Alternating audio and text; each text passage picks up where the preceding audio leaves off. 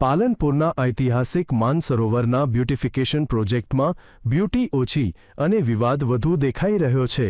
કરોડો રૂપિયાના ખર્ચે તૈયાર થયેલા આ પ્રોજેક્ટમાં કામ પૂરું થયા પહેલા જ લોકાર્પણની તૈયારીઓ થઈ છે, જેથી જનતા પૂછી રહી છે કે આટલી બધી ઉતાવળ કોના માટે?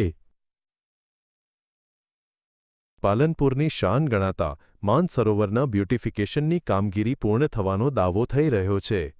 સ્થાનિકોનો આક્ષેપ છે કે હજુ તો પ્રોજેક્ટમાં કામગીરી અધૂરી છે, પણ સત્તાધીશોને માત્ર ફોટોગ્રાફી અને લોકાર્પણના જ સપના આવે છે।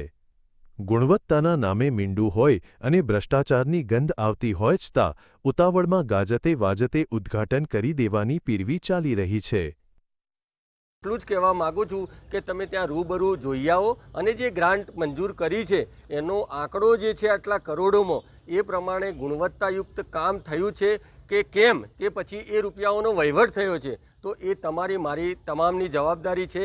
ખાલી ખુલ્લું મૂકી કાર્યક્રમો કરી અને વાહવાહી લૂંટવાથી વિકાસ નથી થતો। માનસરોવરના બ્યુટિફિકેશન પાછળ 7 કરોડ રૂપિયાનો ખર્ચ થયો છે।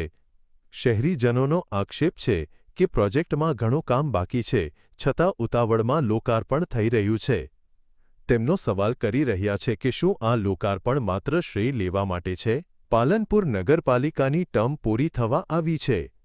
શું સત્તાધીશોને બીક છે કે જો અત્યારે તકતી પર નામ નહીં લખાય તો આવતીકાલે કોઈ બીજું આવીને યશ ખાટી જશે? કામ પૂરું નથી થયું તો ઉતાવળ કરીને જનતાની સુરક્ષા સાથે ચેડા કેમ? જો કે તંત્રના સત્તાધીશો તમામ આક્ષેપોને ફગાવી રહ્યા છે। આપના મત પ્રમાણે કામ પૂરું નથી થયું, પણ જે ગંદુ પાણી નથી અત્યારે, જે ગટરનું પાણી, જે અત્યારે જે તે વખતનું પાણી, ગટરનું પાણી જે પહેલા ભૂતકાળમાં આવતું હતું તે બંધ કરી અને નગરપાલિકાએ વિકાસની કામગીરી કરી છે। લોકો માટે એક વિઝિટ કરવા માટેનું સારી જગ્યા બની ગયેલી છે અને જે અધૂરી કામગીરી છે આપ કયા પોઈન્ટ ઓફ વ્યૂથી કહો છો તે બહુ ક્લિયર થતું નથી, પણ જે યોજનામાં જે ડીપીઆરમાં જે કમ્પોનેન્ટ્સ હતા તે મુજબની કામગીરી પૂરી કરવામાં આવેલી છે। આ પ્રોજેક્ટ માટે કરોડોની ગ્રાન્ટ તો આવી પણ કામમાં જાણે કાચું કાપવામાં આવ્યું હોય તેવા દ્રશ્યો સર્જાયા છે।